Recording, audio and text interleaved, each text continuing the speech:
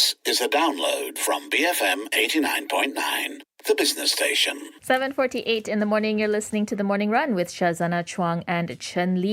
Now, employers are up in arms over the low approval rate for migrant worker applications as they struggle with post-pandemic economic recovery. According to reports from various online portals, more than 500,000 employers have applied for workers, but very few have received approval. Yeah, businesses now warn that the lack of workers could derail recovery efforts due to labour shortages in critical industries like the plantation, construction and manufacturing sectors. The government, in turn, has responded, saying that the delays are due to the implementation of new systems and procedures for procuring foreign workers. The HR Minister, Datuk Sri M. Saravanan, has said that all permit applications will not only go through the Ministry of Human Resources, but also to the Home Ministry as well as other relevant authorities and agencies. So a lot of bureaucracy. He's also added that almost half the permit applications were incomplete or riddled with errors, while around 40,000 in the total number of applications were rejected as they were not in compliance with the new standards. So how can companies and businesses and the government work together to how do you say that, correct this imbalance in demand and supply that seems to exist when it comes to labor? For some thoughts on this issue, we have with us Dr. Carmelo Ferlito, CEO of the Center for Market Education. Carmelo, good morning. Always good to have you with us. So, give us your take on the situation. Employers are complaining that there aren't enough workers because the government's approval process is taking too long. But at the same time, the government is saying that a lot of the applications are incomplete and don't meet the new standards. Is there a mismatch between what employers want and what the government can actually provide? Yeah, actually, my question would be, do we really need to go through this painful bureaucratic and paperwork process in order to get workers in the country? And I raise two problems that are strictly related to this. One, the higher risk for corruption. The more difficult paperwork is, the higher is the risk for corruption. So to try to find, shortcut to get things approved. And secondly, there is a big debate about rising prices. And one of the best way to get prices to cool down is to increase supply. And if we want to increase supply, workers are an essential part of that process. So by keeping and making things complicated, I think we are not really going anywhere. So should the government then be less involved in the procurement of foreign labor and give more control to the employers themselves to source for their own workers rather than having to wait for approvals from the government instead? Absolutely. I mean, the entrepreneurs and businesses are the ones that actually know what do they need in terms of labor, and they should be left free as much as possible to source their workers for what they need.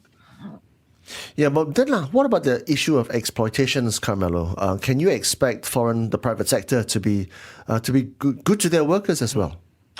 Well, on this, I will make a proposal that will make everybody unhappy, I guess. And it is that, obviously, we cannot conceive in the long run Malaysia to be the only liberalized market for labor. I think that the direction we should aim to is an ASEAN direction, and we should imagine a total opening of the labor market at each level, skilled, unskilled, so that each citizen of ASEAN would be free to look for whatever job within the region at the very least. This would give a freedom of movement to workers, so workers should not be in possession of any employer, and this would also solve somehow the issue of our skilled workers that eventually cannot find adequate opportunities in Malaysia and would be free to look for them elsewhere. Yeah, that was actually what happened with the European Union, right? Because you had free and unfettered movement of labor across the member states. Now, what can ASEAN learn in terms of its getting its act together in this regard so that we can learn from what happened in the Union? In fact, it's precisely at the European Union that I'm looking at, when European Union moved to be more and more a union, it was clear that the freedom of movement for capital alone was not enough to build what actually a union is, and freedom of movement of people was an essential part of that process building. And freedom of movement of people doesn't mean simply be free to go for holiday in another country of the union, but means indeed to look for opportunities.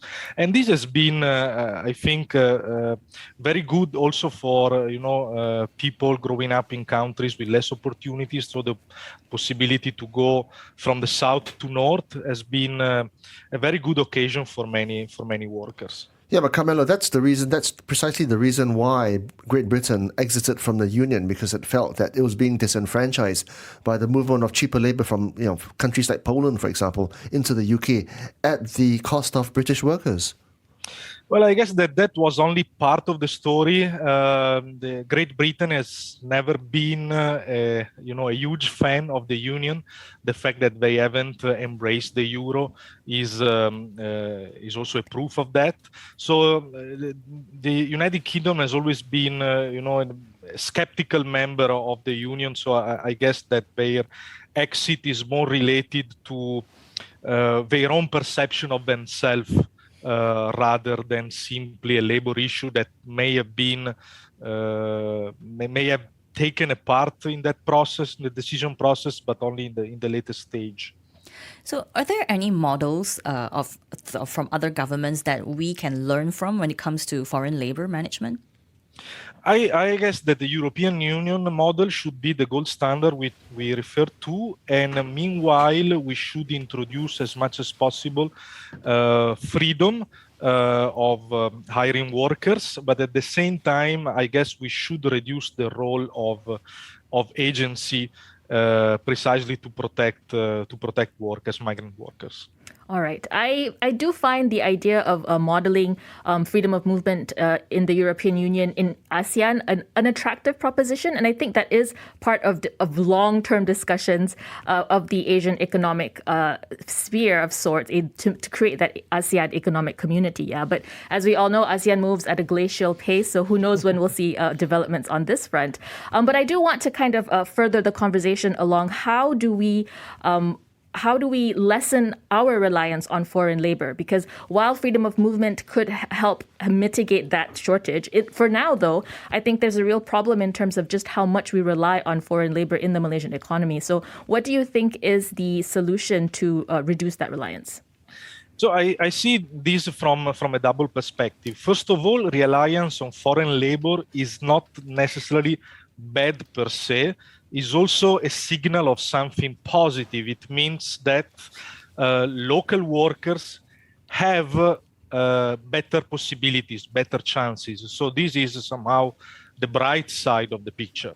On the other side, obviously, we can begin and we should think about the process of moving from labor-intensive processes toward a higher degree of mechanization, but we should discuss this outside of an ideological discussion, because we have to be very realistic. We have to consider that there is a dichotomy in our economy between few big enterprises and instead a multitude of small and medium enterprises where mechanization processes are more complicated to be introduced because of the lack of capital.